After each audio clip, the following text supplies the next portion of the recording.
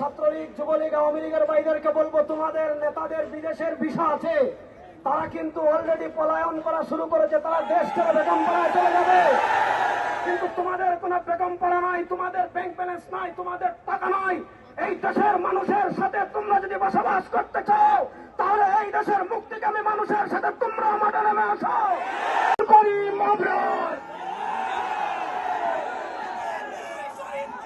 আসসালামু আলাইকুম ওয়া রাহমাতুল্লাহি ওয়া বারাকাতুহু।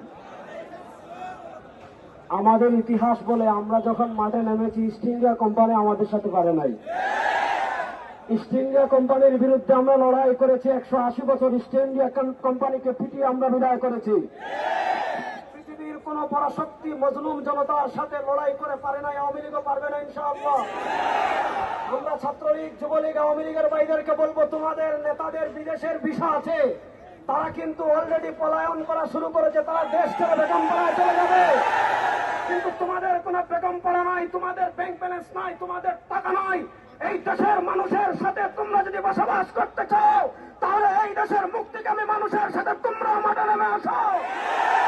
এই দেশের মানুষ ব্রিটিশদেরকে যেভাবে পরাজিত করেছে, তোমাদেরকে দেশ থেকে বের করে দিবে ইনশাআল্লাহ।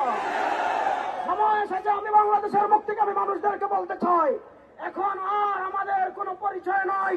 সব পরিচয়কে পায়ের তলায় পিষ্ট করে এবারে আমাদের পরিচয়, আমরা আলেম বলি, জনসাধারণ বলি, কৃষক বলি, চাকরিজীবী বলি, আমাদের সবার এবারে সংগ্রাম হবে ইনসাফ এবং ন্যায়ের বাংলাদেশ প্রতিষ্ঠা করা।